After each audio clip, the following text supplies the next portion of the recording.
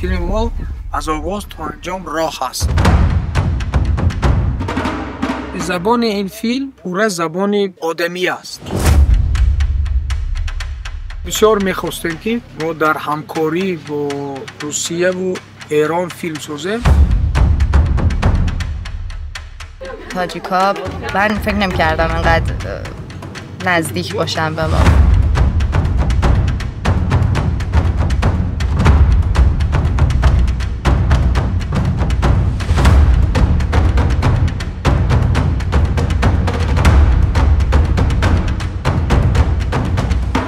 فیلم هم مسائل و نکات مشترک فرهنگی درش باشه و هم یک موضوع جهانی که موضوع رابطه مادر و فرزندی هستش رو به نمایش بکشه.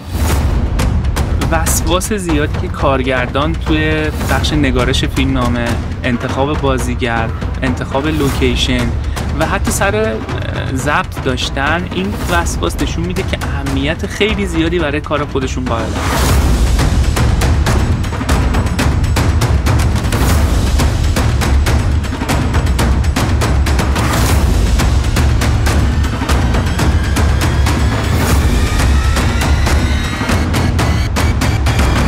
فکر میکنم حتما یک فیلم تاثیرگذاری باشه، هم در تاجیکستان، ایران و روسیه و هم در سطح بین المللی.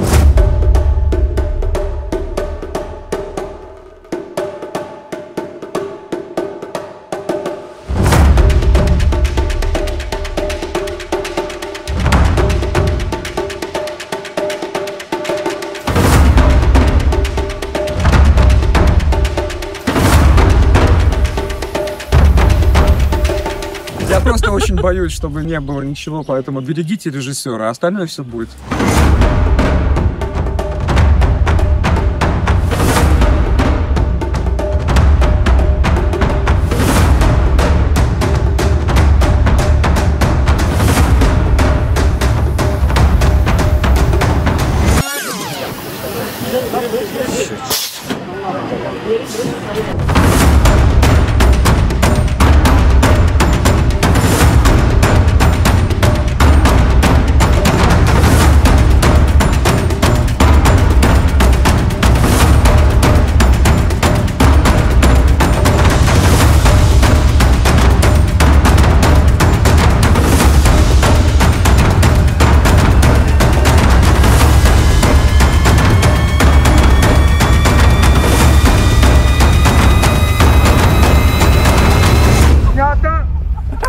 Бомбический!